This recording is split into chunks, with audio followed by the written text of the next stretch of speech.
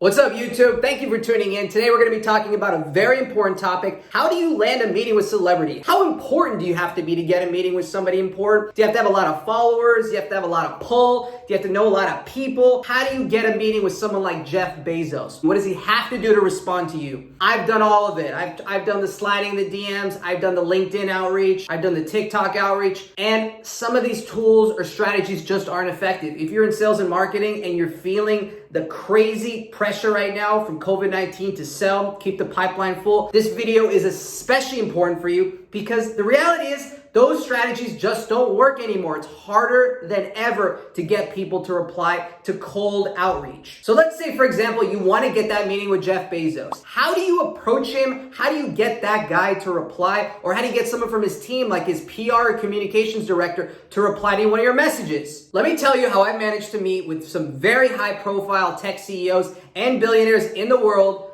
because of one thing.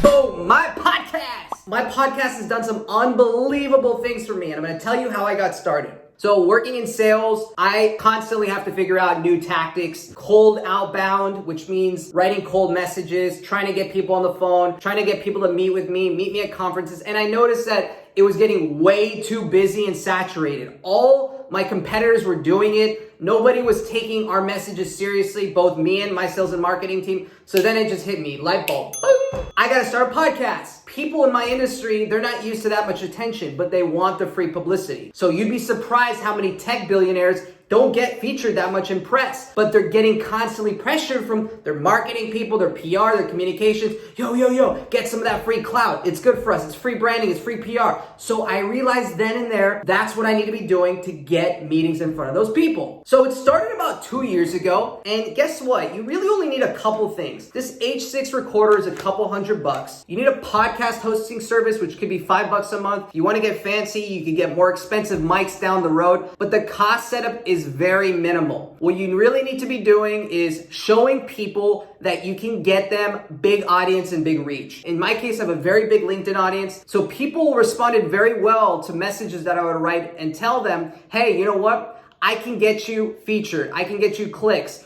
My episodes are going to get good reach. So I'd love to have you on as a guest of my show. So I've done this with cryptocurrency millionaires, massive finance and Wall Street people, people in the health and wellness space, tech billionaires, celebrities and actors, models, you name it. This has been a strategy that I've used to basically turn what should be a 15-20 minute conversation into 60 to 90 minutes of human connection. I used to be able to do it in person, obviously. Now that's become a little bit more difficult, so we do it on Zoom. But the point is, when you get to actually connect with somebody for 60 to 90 minutes, get into their life or their business, ask them about their startup journey or their founder journey, and really share different things, people get inspired by that. And then you can move the conversation into your business and ways you can help them or ways they could help you, and let it happen organically versus trying to force the sale. Nobody likes to be sold shit. But when you do it in a podcast environment and it happens so subtly and it's kind of like subconscious and subliminal,